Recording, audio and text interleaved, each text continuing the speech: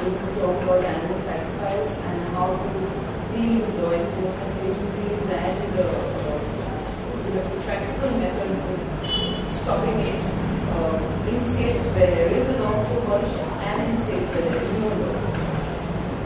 We also have Mr. Raman Kumar, who is the SP of Lahore in Madhya Pradesh, and he has successfully stopped animal sacrifice despite a whole lot of opposition. He's done an act of extreme great, and he will present about it. We also have Menace from Nepal, and Nepal we know is one of the most there the issue is much larger than what is in India. Definitely we struggle with sacrifice in certain states and whatever, but in Nepal it's big. So how are we coping with it in Nepal, and how through cross-border coalition we can help reduce this practice there, and from there the ways we can be even more effective in India, and that we will discuss. Just give me the states. Which states are yours? Hyderabad, okay. Karnataka, Rajasthan. Sorry? Holland. Europe. Okay. Sorry? Tamil Nadu. Tamil Nadu, the act has been repealed. Andhra Pradesh, we already have an act. Karnataka, we have an act. Any other state here? Maharashtra.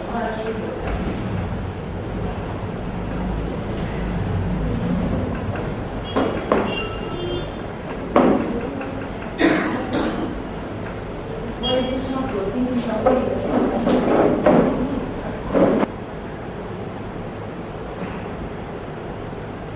Alright. So, to begin with, the situation looks extremely grim. Back in Uttarakhand, there used to be 1 lakh animal sacrificed only on the day of Dussehra. And each temple would have its specific little melas scattered around the year, where they would bring in another 5,000-10,000 animals. Most of the times the animals were slaughtered in a very grisly manner and just thrown off the cliff to rot in the valleys. That was the practice. People believed in it so much that they were doing it year after year for 600 years. Right? Uttarakhand, I'm going to take this example again and again, and you have to derive from it what will be your state. So, to begin with, there was a whole lot of opposition. Whenever you reveal any kind of truth, whenever you can try and be lessons of compassion, you're always met with opposition. So the key is persistence. Anyway, this was the situation when we started. As you can see, more than 30,000 people. I mean, these are places where houses are half a kilometer apart. Extremely scantily populated. But on the day of the Mela, there will be 30,000-40,000 people accumulated, all drunken, everybody carrying weapons, patas as they call, big large bodies, and their animals that they would have.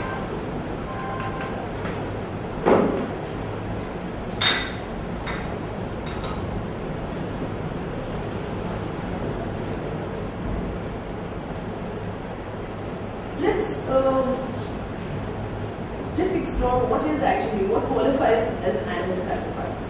Animal sacrifice is any killing of an animal that is done for a religious purpose. To understand this is very important because it's not just temples we're talking about. We're talking about Eidgahs, we're talking about places where animals are slaughtered during Eid or at any other time. A religious purpose qualifies slaughter as sacrifice. The carcass, whether it's consumed, discarded, half consumed, anything, it qualifies as sacrifice.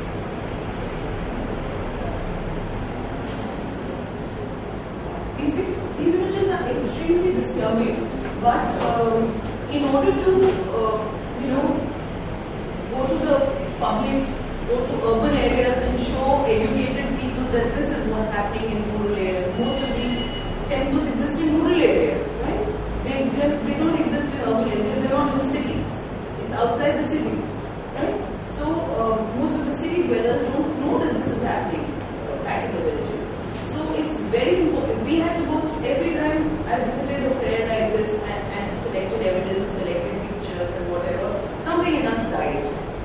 every time we just came back numb. But it's important that if it's happening in your state, you have to go through the drill of collecting evidence. It's most important. Otherwise, you can't convey it in words.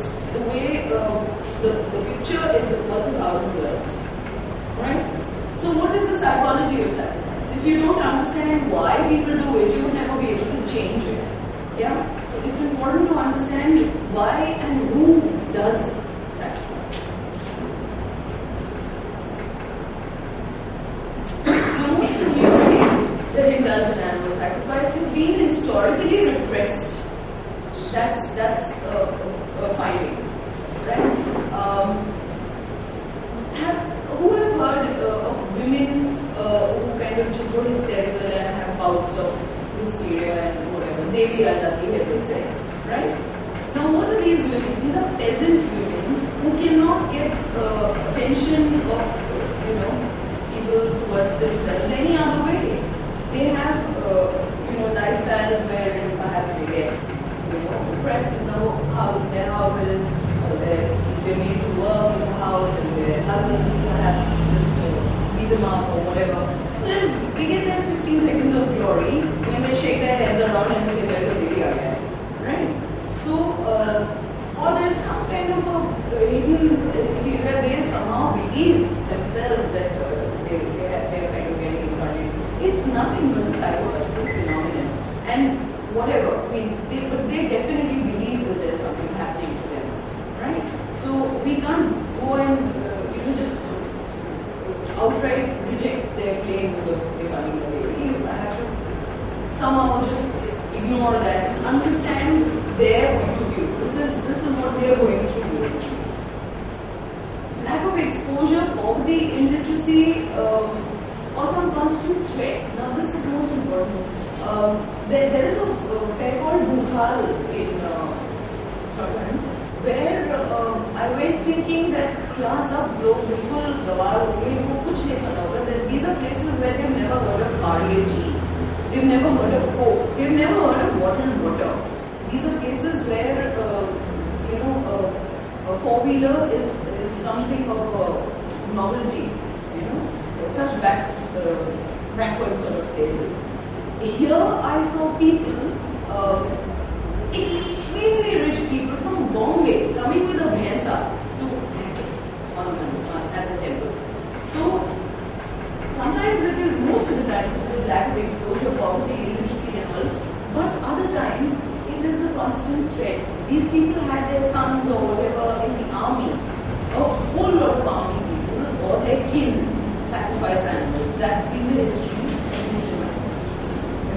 So, and there are temples adopted by regiments. Is that the case in any of the other states? Temples adopted by regiments, like Mau regiment has a temple in Kerala, a holy heart where they sacrifice 5,000 buffaloes or whatever. Army people indulge in a whole lot of sacrifice. They've been corrected now. The chief of the army staff has been issued a notice at our level, at the state level, at the level of also. So the chief of the army staff is aware now. I hope he's issued instructions for all states not to let the army people conduct all this. But initially that was the case. Anyway.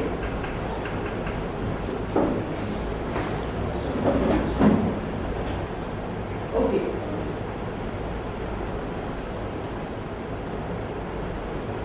Is there any question? Up until now? There's village where they didn't know cardiology and all. So the rich people, when you were surprised that the rich people were going into that village, or I didn't follow what was the surprising thing is these are the people who are educated, they've had the exposure, they live in a big city, they're not likely to fall into little superstitions of the villages. The village people, their lives are so confined. Their lives are so confined. They have no television, radio access. They don't travel to big cities. They live perhaps in extreme seclusion. The women especially have no, communication with the outside world at all. So for them to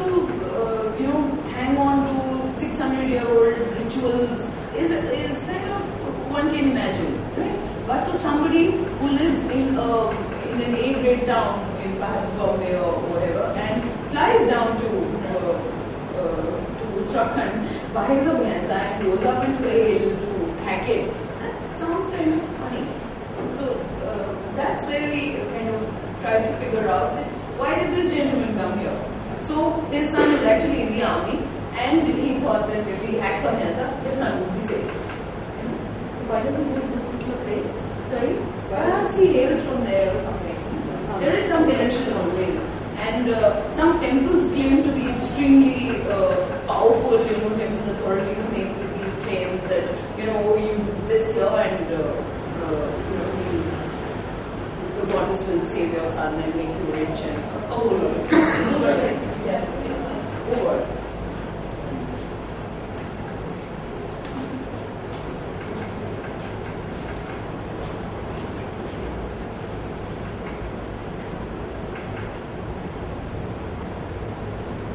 I missed the name of the place you said it's Bukhal. It's in the district of Gauri Maulekhi. Just last year we celebrated a bloodless festival. In fact, not just Bukhal. 2 years back, there used to be, like I said, 1 lakh animals slaughtered in the state, in just one state, on one day. But this time on Dussehra, the entire state celebrated a completely bloodless Dussehra. There was not a single temple anywhere that allowed animal sacrifice. Yes, secretly somewhere in the jungle, someone must have definitely done something. But cases were lodged, and no temple allowed animal sacrifice at all.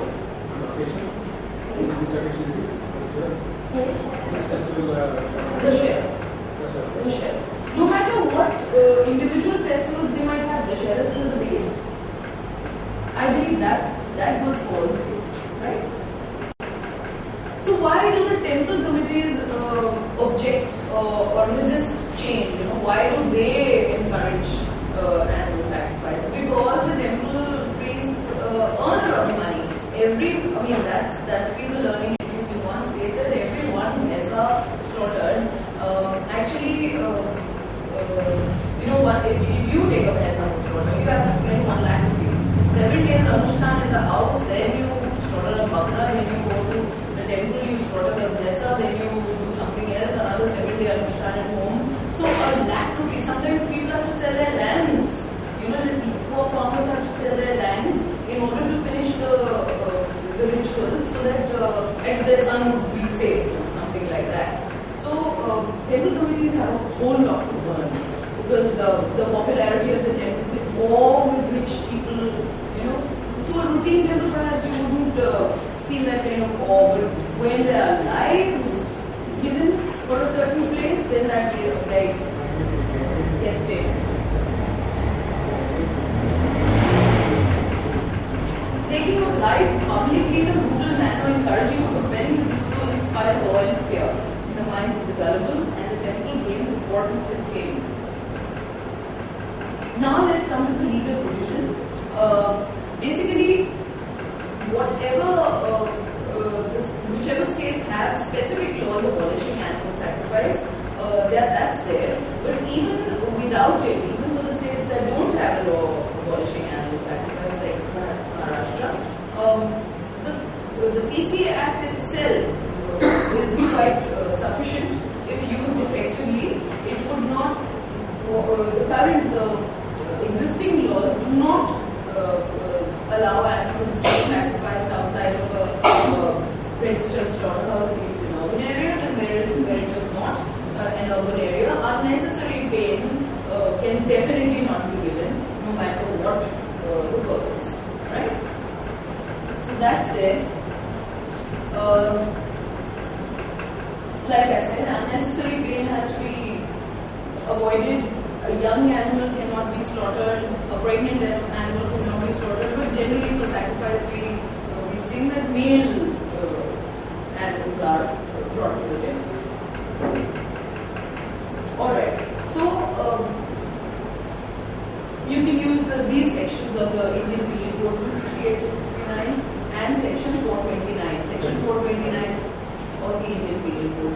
Now, these are cognizable acts. If you perhaps there was a session yesterday with one of you attending with me. If you use only the Prevention of Cruelty to Animals Act and you say that you now in Section 11 का उल्लंघन हो गया है, you not followed Section 11 and now you've got to perhaps got a case against that guy, he would pay up 50 rupees and say I'm done, isn't it? But if you use a cognizable section, or cognizable perhaps non-variable things like more. This has worked because we lodged cases against 70, 80 odd people in every temple, and it's a big deterrent. So anyway, if there is a state act that can be used, and Nainital High Court has recently given a judgment. I have the soft copies of these judgments with me, so at the end of the session, if you want a soft copy, I can transfer. Now, who is responsible for animals? And we'll go into the law a little more after in a moment. Who's responsible? It's not always the complete responsibility of the police or the animal husbandry as anything. Animal husbandry is the last one, right? They are into production of animals. So let's not go to them at all. Let's start with the district authority. That's the DM is responsible for maintaining law and order and peace and quiet and whatever in his district. So if there's a the district commissioner. Yeah. The commissioner of The district magistrate The collector is commissioner would be for a couple of districts. right. The district magistrate is the DM. Oh. The DM is the person along with the SSP or the SP am I right, sir? Yes, you are. To actually see that the laws are followed. Anyway, the Home Department that controls the police, that's the law enforcement agency. Again, primary responsibility is theirs. The Urban Development Department is involved here if the temple falls within urban limits. The Public Health Department is involved here because if the carcasses or parts of carcasses or blood or whatever is left to loiter here and there, then it's a health hazard, right? Those are issues that you have to raise. Nobody else is going to raise that. So wherever an animal is slaughtered, even if it's perhaps in a rural area, for instance, what do they do with the blood? What do they do with the intestines? What do they do with the gastrointestinal matter? Those are the questions you need to ask. They must be dumping it somewhere. Now, they don't have a biomedical waste disposal system in temples. So where do they put that? Do they dump it in the jungle? Then the forest department comes. How does the forest department allow that to happen? Moreover, if they just let it go with the household waste or mandir ka pool ke saath, then again that's an offense because it's going into the dumping ground where it's leading to a whole lot of other infections, perhaps, or whatever. If it's going into the drains, if the blood is going into the drains, untreated blood is actually going into the water channels or the rivers. So it's a major health hazard. Again, rivers are controlled by the forest department. Back in. Am I right, sir? Social welfare department is involved because this is something. It's a heinous act. It's a brutal act. It's an act of extreme violence that's happening in front of little children and women, and perhaps other deputies who are not violent by nature and they get mentally disturbed by watching those kind of things. So social welfare department is involved. Now, when you write a letter to whoever, to stop animal sacrifice and attach a whole lot of evidence and say, no, you need to do something about it, you need to write to all these people, the principal secretaries of all these departments and to the DM. Animal husbandry, yes. I mean, not that we can do really much to it. Yes. Well, the owner of the premises. Now, what happens is the temple people say, "Humne to allow nahi kiya." They have just come and it's the people's will. They just come and they slaughter and they go away. What do I do? We can't do it. Where is their premises? They might as well ensure that the law is followed. If their premises is not a registered slaughterhouse, if they do not have facility for humane slaughter, they would be held accountable if they allow such a slaughter to happen in their premises. So it's most important to always notify and make a party to this fellow, whoever is the owner of the premises. It's generally a temple committee, or sometimes it's with a trust or something, whoever. The person conducting the slaughter, if you can ever get hold of pictures or whatever, shinap, or you can be identified later by the police, or you can demand the police to identify certain persons in the video or in the photographs and put him under the sections like I said. But the thing is, there are certain areas, let's say for example, I am not so sure about what exactly is the legal commitment of the cops with the animal slaughter in places like Bangalore. It is not so intense. We actually spoke over the phone. I went to Shivaji and I did give a complaint, but they were not ready to actually take in the case. They actually took me to one side and said, oh, this is nothing more than Shivaji. Because there are about 10,000 cows, and the previous person who had cows which were about to be slaughtered, and for which festival? for him. So, yeah, there were so many of them.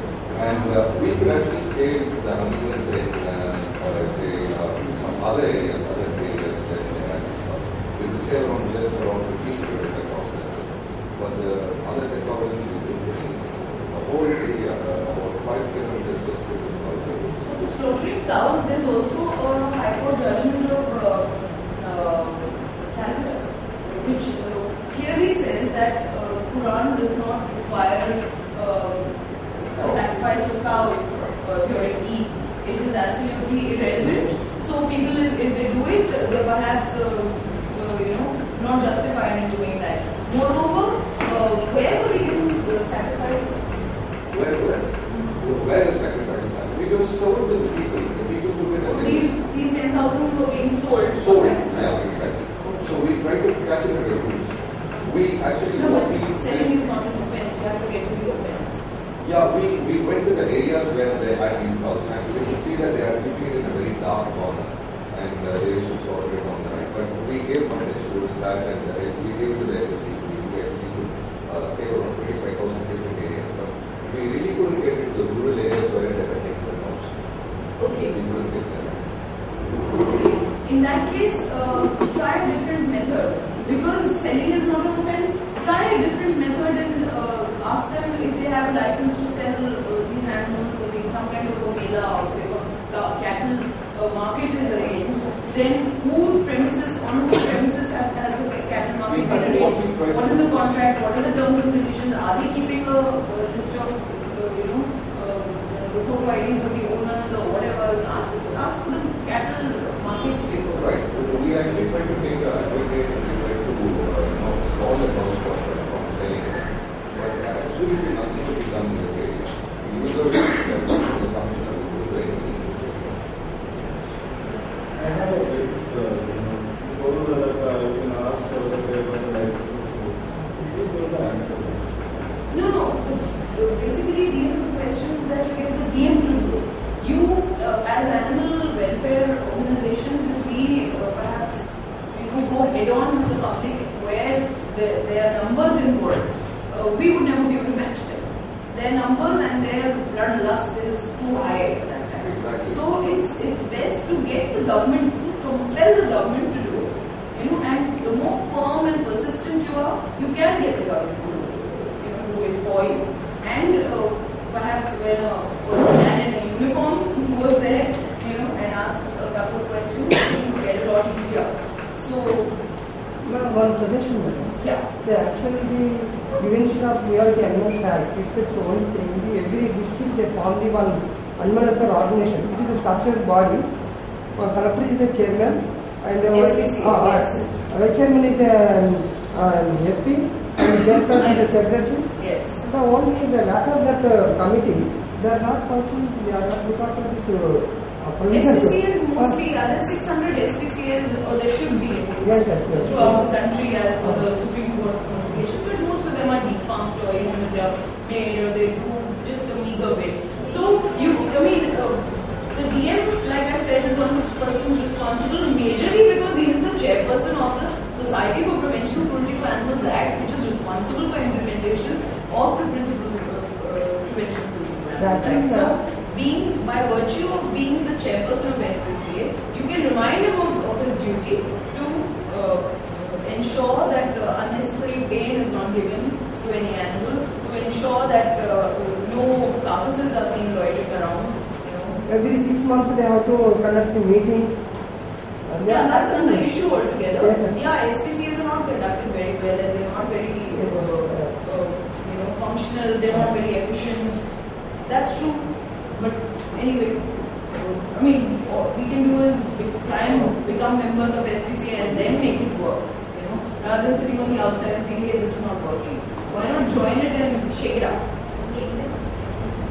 Anyway, there's one argument that always comes up, that Section 28 of the Prevention of Cruelty to Animals Act allows animal sacrifice. Now, this is definitely going to hinder your work when you perhaps argue with perhaps sacrifice advocates.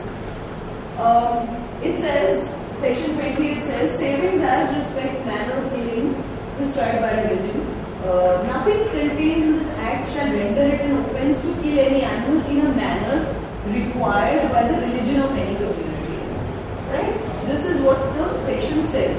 This is something that people have been using for decades in order to justify ritual slaughter. Now, this is something that came up when we went to the High Court in Uttarakhand to argue and to try and get the animal sacrifice ban. This came up, and it was argued that this is then allowed. Religion, it's allowed, but we just argued on these two words. One, that only the manner of killing can be decided by religion, not the entire process itself. Just the manner, whether it's jhadma or halal or kosher or any other basic manner of killing. That's about it. But you can't go and just disregard the entire slaughterhouse rules and conduct slaughter on roads and in temples in public places or whatever. That's not manner at all. That's the entire process of killing. And moreover, required. Required as in, you can't just say my religion requires human sacrifice now. Just you're saying it doesn't make it fair. So you've got to produce documented evidence that your religious mandates it. Unless you have a documented proof that your religion mandates it, you cannot get it. And the other party was asked, in fact, the Chief Justice asked an amicus curiae, a friend of the court, he appointed a special lawyer to figure out if there was any mandate in Hindu religion at all for conducting sacrifice. And the amicus curiae, after a 2-month research, came up with a document saying Hindu religion does not only discourage animal sacrifice, it teaches compassion instead. So that is one document which you can take from me. In case you need to perhaps go to your high courts and whatever. There is no religious requirement, at least in Hinduism, for conducting sacrifice at all. Right?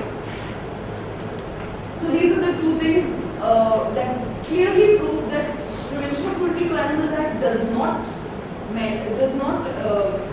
approve of animal sacrifice. It does not allow animal sacrifice. Whoever, if people tell you, most of the people, I was talking to some of the participants here earlier, and it came up here also that, but then PCA is pretty lenient about animal sacrifice. It is not. If you look at it, it's just a matter of interpretation. Sorry?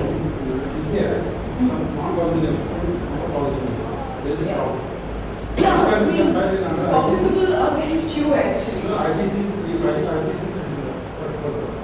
This is one argument that comes up. What about religious sentiments? Well, you have sentiments too. If a religious community practicing ritual slaughter has sentiments, well, you have sentiments as a compassionate person. If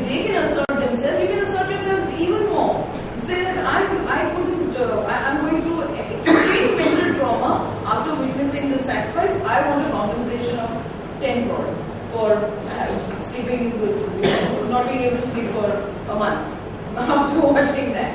So those are the kind of steps, extreme steps. If what they're doing is extreme, what you're doing is also has to match that.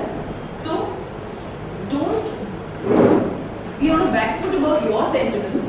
If it's religious sentiments that you're still stirring with perhaps the people who are conducting the slaughter, then assert your sentiments with full gusto. And like I've written here, religious sentiments are not a prerogative of those that kill animals. It might be equally, if not more important, to safeguard the rights of the non-violent, law-abiding devotees. So,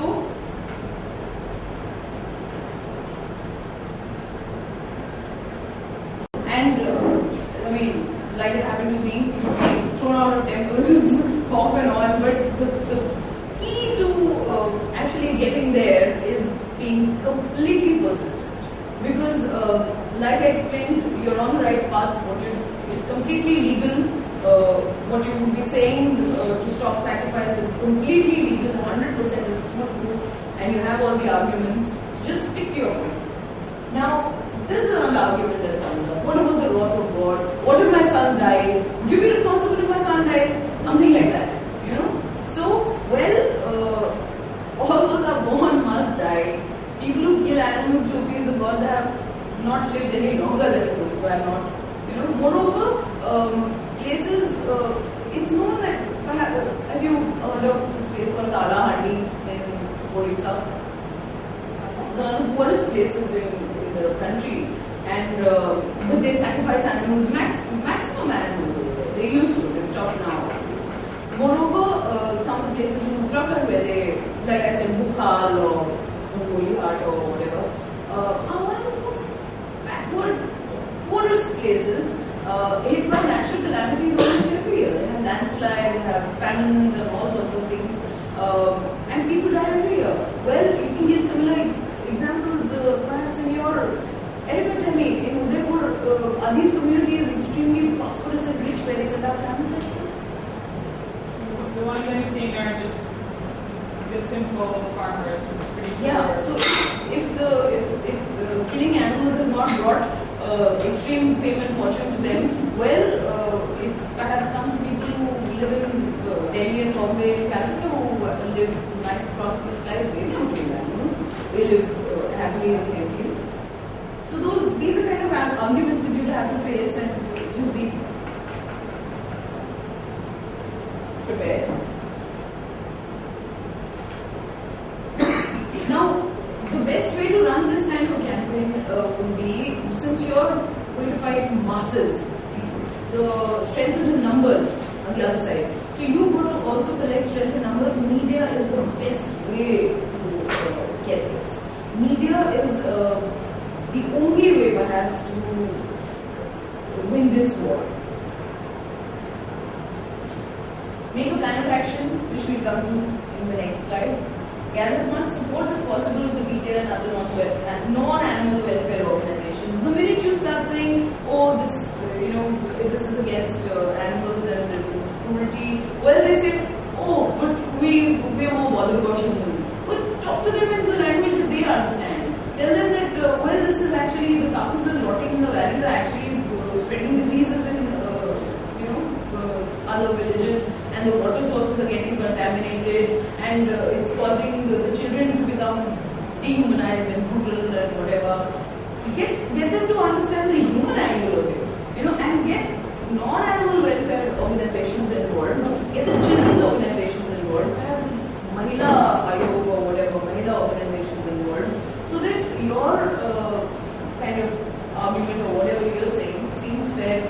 Start a whole lot in advance. If there is a mela coming up, perhaps for instance in November, then start way back, start in March.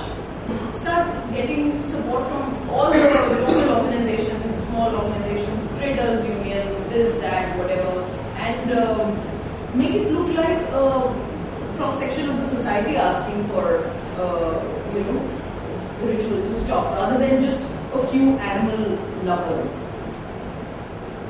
Mark milestones and set a time frame. It has to be, the campaign must be organized, and you have to know when you're getting there. Be persistent and reasonable. Since this is a religious matter, you have to stick to your gun because you're right, but you have to always appear very reasonable. And the other, definitely people who are, interested in hacking buffaloes and cows and goats are not going to be very gentle people. You've got to be appearing as a gentleman. Involves many departments of the government as possible. Like I showed in the previous slide, don't spare anyone who wants to just, let's go back to that one. They're all responsible.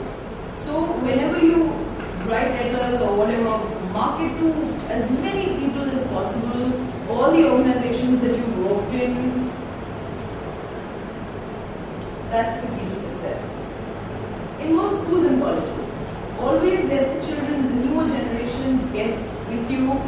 Not only the school, the children understand with one principle that's converted, the entire school gets converted and the parents of the children get converted.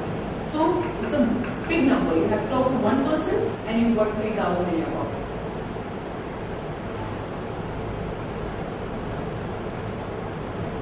Okay, this is the workable plan of action. Communicate and reason with the authorities. First step is to talk to people, give them a chance to convert. Right? Tell them that this is now archaic, this is medieval, this is not relevant anymore. Stop it. It's against the law. Maybe get them to communicate. If that doesn't happen, explain the health hazards, the socio-economic impact, the environmental impact, the social impact as a result of dehumanization of women and children, and lastly, compassion funding. Because that's something they don't understand. That's the language they don't understand. Then gather support from multiple local organizations and the media, especially the media, as it has very powerful influence. You can't talk to so many people, you can't gather everybody and let them listen to you. One akhbar can do the job. After establishing a negative sentiment for the prevailing custom, take legal action for it. Right? First you have to establish and talk to a whole lot of people, now with the media or whatever, if you're in a press. You've written a letter to the Chief Secretary or the Chief Minister, give it in the press. They'll lap it up. Because you're going to stir something up and that makes a story. So, write to so many people, write to the government of India and whatever, and give it to the press. Once the sentiment is set, then you start taking legal action. Create groups of watchers in every district to gather information and keep an eye on developments. Always have, one inside man pay an honorarium or something, get inside people in temples who can tell you what's happening, like in the cattle market. Try and figure out who organizes the market, where they get it from. If you can get one person to give you a little bit of information, maybe it doesn't happen. It doesn't happen that you just hear about it, you go there and you're able to stop it. It happens over a period of time, maybe a year or 2 years. You have to develop your network inside there. Sure, I should. But the only problem there is the political party or there is and the only thing they would agree for is, buying their things from them because they form the same community. And by forming the same community, they would not want to let another person come because if this corporate against this kind of saving the happen, that person is going to be in trouble. Do we have a similar situation with anyone else? Maybe then I'll talk to you after. Sure, yeah. In depth. Okay. Make no exception in logic cases against all offenders. Just make a complete video of whatever you, like I said initially.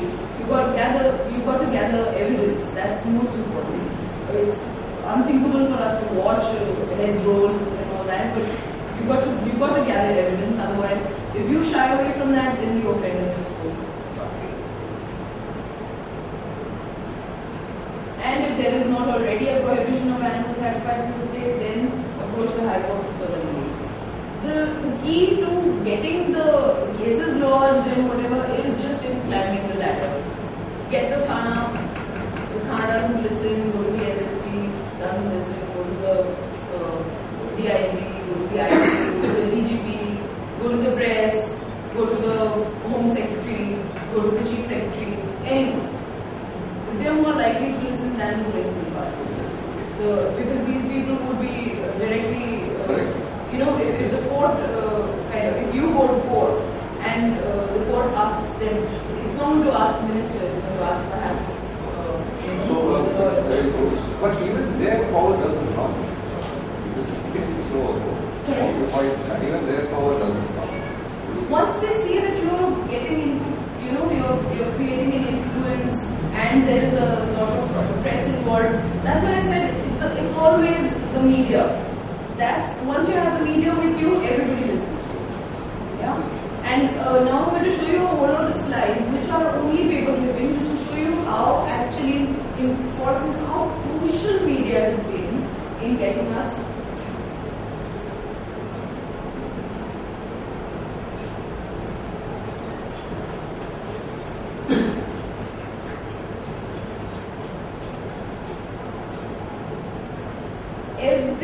Every paper clipping has been important. Every time something came out, we sent a scanned copy or a newspaper to all the officers who were involved, all the secretaries, the PMs or whatever. Every newspaper was circulated so much by us that they had to listen to us.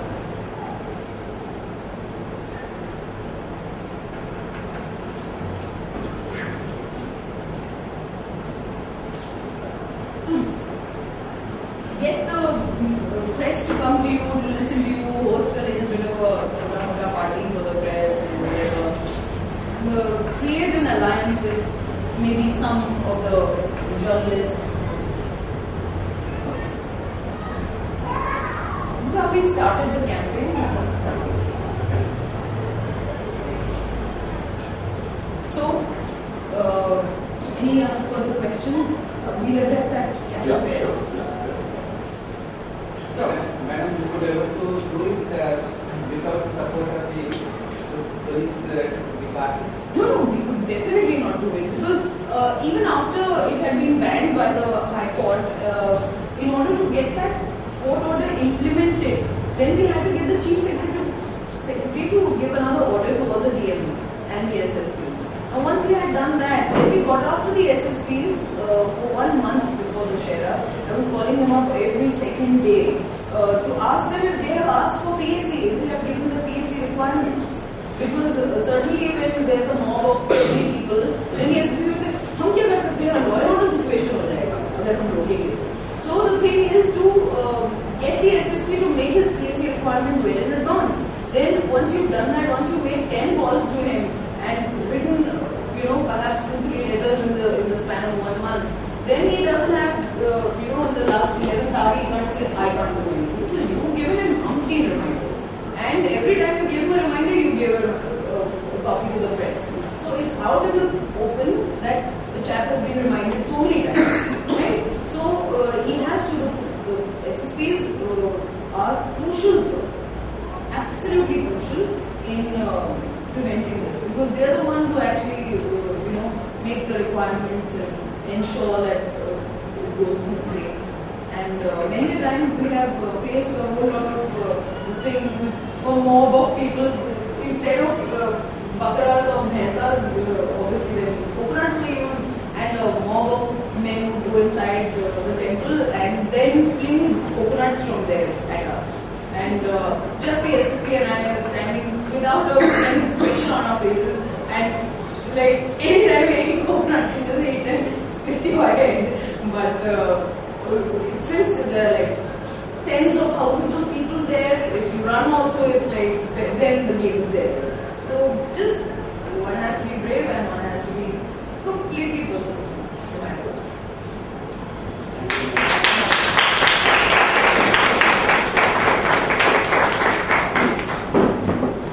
Madam, Good evening, Gauri, and good evening to all the delegates. I am Ramana Kumar, Superintendent of Police from Andhra Pradesh. There is a district called Nellore district. It is adjacent to the Chennai. So it is Nellore district. There is a place called Venkatagiri. Can we start with that? So in that Venkatagiri place, it is town consisting about more than 1 lakh population. So this there is a Kolerama goddess is there. Right from before the independence march, there is a belief that Kolerama Jatra means Kolerama goddess will give whatever. They have a lot of faith. So in the over the period of years, those people who born came up and settled across India and across the world. They come every year to fulfill the needs where the offering of sacrificing the animals. So Madam Amla came once in 2009 also, 2010 and 11. Madam Amla came. Madam Amla is a very popular figure in Andhra Pradesh. So that's why when she came, sometimes everybody starts thinking. She came and said that no, and there cannot be any animal sacrifices. She conducted the rallies. Even this Bhagwan Das Swami is head of this AP state, animal welfare board. So Bhagwan Das Swami every year used to come. So in the year 2010, when my previous SP Damodar was there, so Madam came. So they started campaign against the animal sacrifice. Then last year in 2011 and this year we persuaded it, we continued our efforts. So last year we were able to control to 30 to 40%. Now this year we were able to control the total 100% animal sacrifice. The strategy we have played is first of all it is not the success of the police.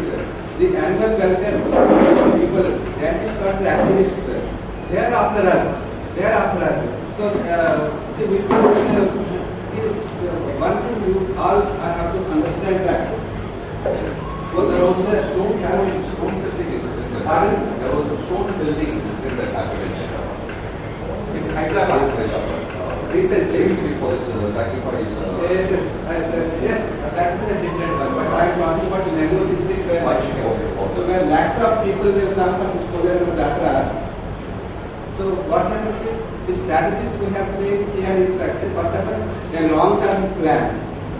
See, what happens is every time whenever there is a Jatra, in this Venkatagiri Kolerama Jatra, at least 60,000 and above animals will be sacrificed. Sheep, goats and 3 buffaloes. So normally what happens is the anti-slaughter activists or the volunteers or the you people will come just 10 days, 15 days before and start approaching the police officers who have to stop it. How can it is possible to do it in a shorter time? So it is not possible. So what we have done is that we made a longer plan of action 2 months before. Last year 2 months before we have done. This year also 2 months before we have done it. So in this long-term plan, we have used all things like door-to-door campaign and all these things. So I want to, Madam Gauri has explained many points now about the act, all these things. So what are the innovative things we have to do? Here in this Venkatagiri Jatra, what we have done is that first is long-term plan.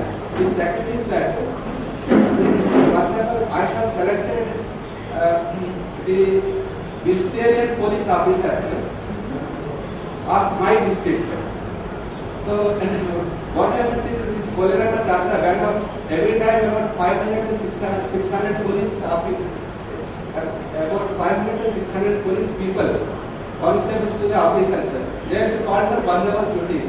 It will be, Jatra will be for 2 days. Swami Gauri Swamiji from Bangalore, he has come. So this, for this 2 days, all the police will come. See, Kolerama Jatra means It's a feast to the police people because everybody likes, they will offer this biryani, mutton biryani.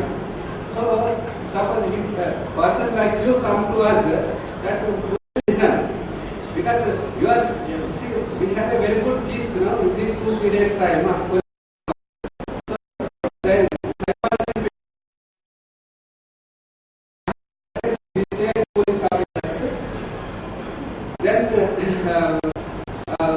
I formed a core committee. Then I explained to them.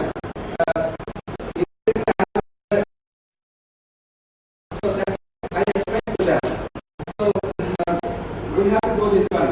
We do it for head constables only, not the officers, because the officers will leave the district after some time. Whereas the constables and head constables will continuously stay in the work in the district only. So this core committee I have formed will continue forever. Even the SP transfers out, DSP transfers out, and sub-inspector transfers out. So that's the one innovative thing I have taken up. So this can be followed in other places also. That is one thing. The second is that offer a part of pumpkins and the coconuts in place of the animals. So that is we have done.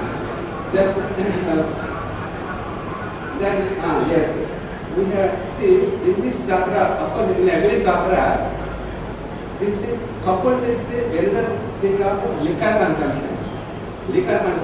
So in this Koleram jatra, minimum at a given point of time, minimum 2 lakh people will be there because more than 1 lakh population in the town and 1 lakh people outside, the relations will come, relations and friends will come and add. So 2 lakh people. So 2 lakh people, when they come, so all the jets will be in an intoxicated condition.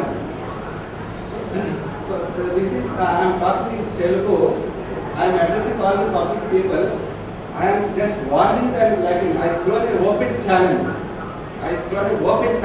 How can the key buffaloes can be offered? How can the SP declare an open challenge? So I have thrown the open challenge.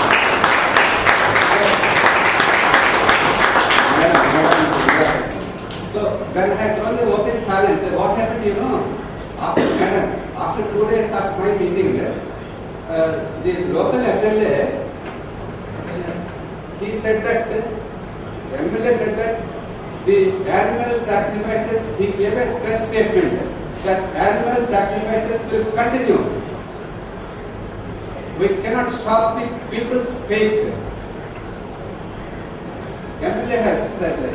It came in the electronic media, it came in the papers. So, then what I have done is that I told the collector, we have called this MLA. So, I gathered the strength of other MLAs also. When AP government has passed an act of Animal Sacrifice Act, how can this MLA go against it? So, we told the collector and myself, we told that if you come into our way, I will arrest you. I said, I am ready to do it.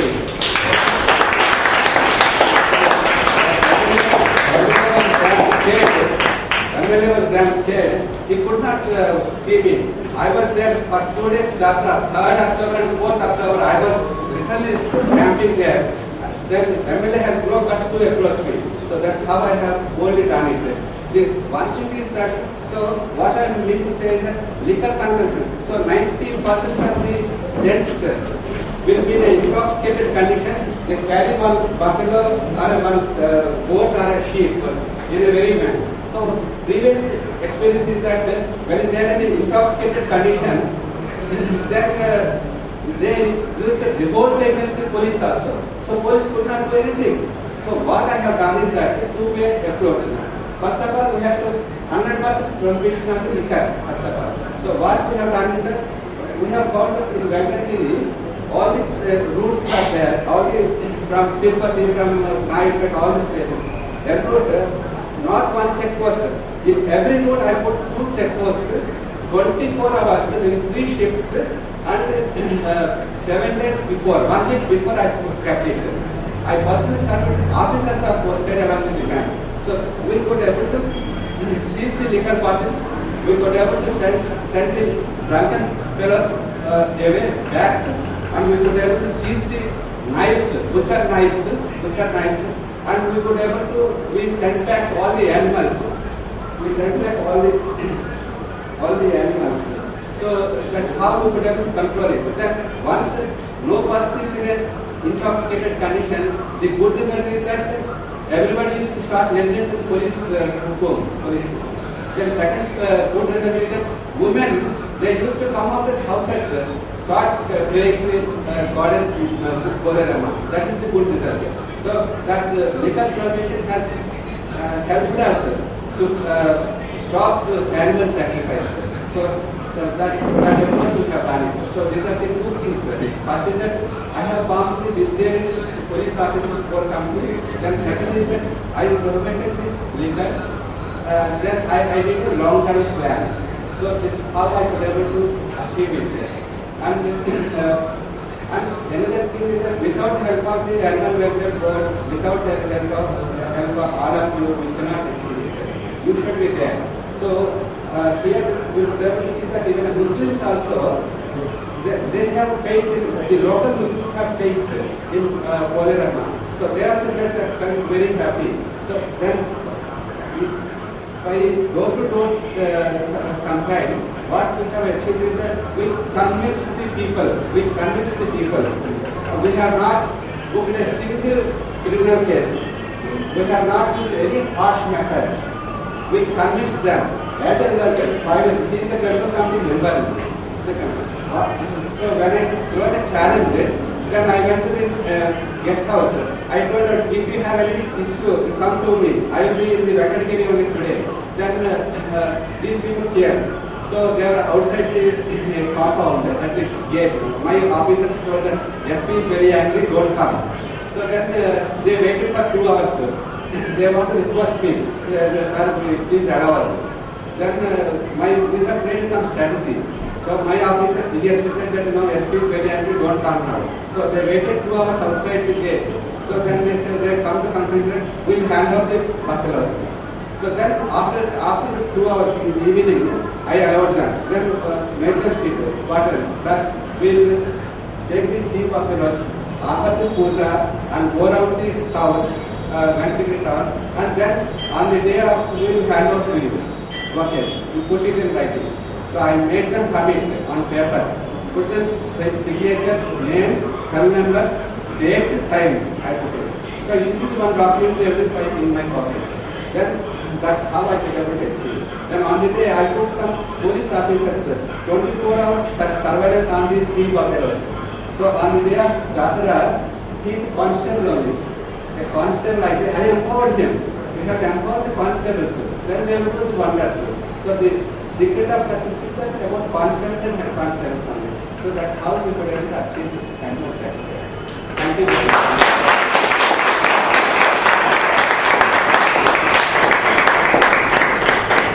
Any questions? I wish there are more officers like you in. To stop it, we have no time at all. I want to tell one point to all of you. See, first of all of you should continue the rapport throughout the year, not just before the few days before. That is one. Second thing is that suppose if you come, even if Bhagavan Das comes, he cannot talk with the sub-inspector. Sub-inspector will not give the interview at all. Sub-inspector will not. Sub-inspector, I am worried about my own cases. What is this animal sacrifice when people will remote request me, it's not my priority. Then what we people have to do is that suppose we have to see who are the big people like Amla Madam. Amla Madam is very popular. So there will be impact in Amla Madam. There are some officials who are like me who want to take interest. So you catch hold of them. Get a phone call to the sub-inspector. So and so is coming, you listen to him. As if it is a personal work, you please follow this strategy. Then he will listen. And sub-inspector will listen properly. So that's the way to approach. If you directly go, you may be big. Gauri Madam will be this. I realize the importance of Gauri Madam, but if she goes to sub-inspector, she will make us stand for hours together because they are not sensitized. So we have to sensitize the people. So that's how we can achieve. Thank you.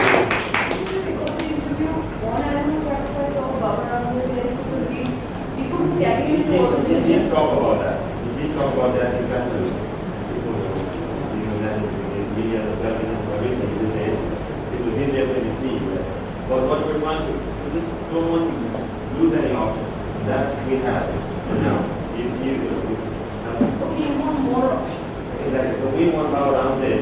So we're ready to organize something there, like this course or even a couple of campaigns. So we come there. exactly. We could put it together with the volunteer youth there. We can coordinate that. All we need is we need access to get our round there within these 2 years before that happens. Because at the last couple of months, 2 months, we won't be able to do anything. No, he is definitely interested in getting sacrifice stopped. He has very strong sentiments for yes. And that has to happen pretty soon because, like I said, if we try to do something at the last minute, we will not be able to even make a scratch. Sorry.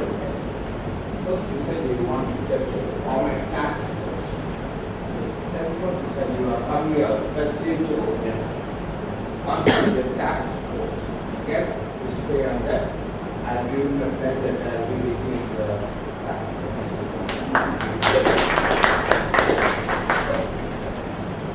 This is how I imagine it to start. Actually, in my last slide of my presentation was say something like the things that I expected after today's discussion. That was I needed to know who you guys are, what you do, and what can you contribute to this. If you, because there might be willingness, but I am looking for capacities here. I mean, we all are animal lovers here, and we all have willingness to do something for animals. Every single issue that we see from across the world, wherever it be from, we will have some sort of sympathy or willingness to do something. So I am trying to focus on capacity. Because we are now really intensifying our pain. Because I have made some statements, and so have my other friends, colleagues back in the country. And we have made pretty strong statements, and we started taking it personally now. So I don't believe that we'll be able to stop completely because this is really, really big. But there's one single thing that I wanted to share. We have started social mobilization program, and as part of which we did this TOT, training of the tutors. So the whole idea was to prepare 45 tutors, and these tutors were anti village leaders from this place, Gauri Airport, where this sacrifice happens. And the result was amazing. I was overwhelmed. I was a head tutor, head resource person. And one village lady, I didn't understand because it's a different dialect there. She stood up and asked me a question, and I got it translated. That was, how do you even have any sort of hope? What's your reason for hope that you can make a scratch in the next 4 years? My answer was, I had to get some background. That's what we all do. We inject hopes to each other. And I gave a couple of examples, one of which was Sundarlal Bhavna Chikko tree hugging campaign, which is now history. We all know. So I just happened to talk about that. And believe me, since that day I am being bugged with several telephones now, because one of them brought up the idea that he wants to run this Chikko movement, but he won't be hugging trees, but he will be hugging those buffaloes down to the slaughter at the ghetto. And there will be more than 25,000 buffaloes, adults and baby buffaloes. So if you can imagine that we are tiny, we have very limited resource, human resource, financial resource, or any other resources. We're like, we are in very beginner's phase, you could say. And we're talking about, we have already taken this massive campaign or massive challenge. And if something goes wrong, there will be at least 250 hackers which are completely drunk. They're made drunk before they are, let loose inside the ghetto to just randomly hack on animals. And God forbid, if something like even a single person gets hacked by hugging the buffalo, I will morally count myself as responsible for whatever will happen.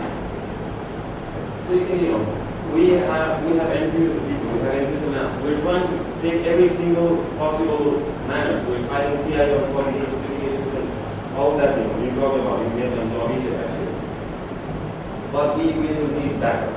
We will need backup, and we don't want to spend any time focusing on how many animals will be inflicted from the borders. Where we will not have any control.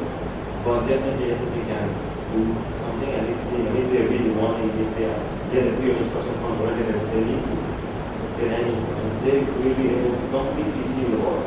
And that would really, really help. I mean, 60 to 70% of animals, less load of animals. We will get some space to breathe in and focus on the in-house. So that's what I want to do. And this is not the first time that I'm talking about this body in such a gathering. In 2010, Asia for Animal Conference in Singapore, it was a bigger crowd than and people went in also, some people cried, some people started cursing me for some that do some video, which I still regret. But nothing happened. They just lost it. I don't know if I wasn't able to keep up with their enthusiasm or something like that. But something went wrong and I did not hear again. But now, I hope that it really takes a care. You have come to the right place. Mr. Manoj, Thank you so much. Please. what does a country say about this animal sacrifice? Is it allowed or is it banned? It's allowed. It's allowed. People might have influence, people might have their own personal takes. What does it say in the statute? There must be an act or law about this. Does it say anything For about? the first time, we worked for 3 years in coming up with the final draft of Animal Welfare Act.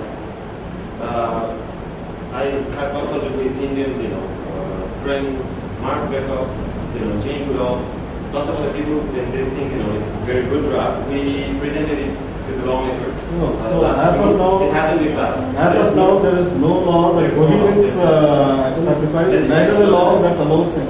No, legislation does not address it in any manner. I'm sure there's something to do with public health or public nuisance. Definitely. Environmental law, of course, like we talk about the blood and all those things. And Bariarpur, this place is very near to one of the wildlife reserves. So I told you about the public interest litigation that we're going to file. The reason why I'm asking human rights is- perspective as well. The reason why I'm asking is, you come from a different country where they have different laws. So just wanted to know, because I don't know anything about laws in Nepal. That is what I'm willing to do. Because you will need to know if you take this cause, then you'll definitely want to know. Or it's always better to know, have a good reference of what exactly is the situation back in the country. But I don't want to burden you with the things, because I cannot expect you guys to come to Nepal and fight my fight. But if we're talking about coordination and cooperation, that would be best, because you guys are more influential here. You guys know better about your place, and we have a better idea about our global ground socio-cultural dynamics and things like that, our socio-political dynamics. So let us play on that part. Let us share ideas. Let us share about references. I can send you whatever we have prepared so far, and you guys have done marvels, achieved, actually done miracles. There's loads and loads and loads of amount of references that we could be using for our campaigns, and that's how I expect this thing to happen. And I'm glad that Amit and everyone has been taking that seriously. I was really nervous when I didn't see anyone first. But this is a little number, and I hope this will grow for the amount of whatever. Thank you so much. Thank you so much.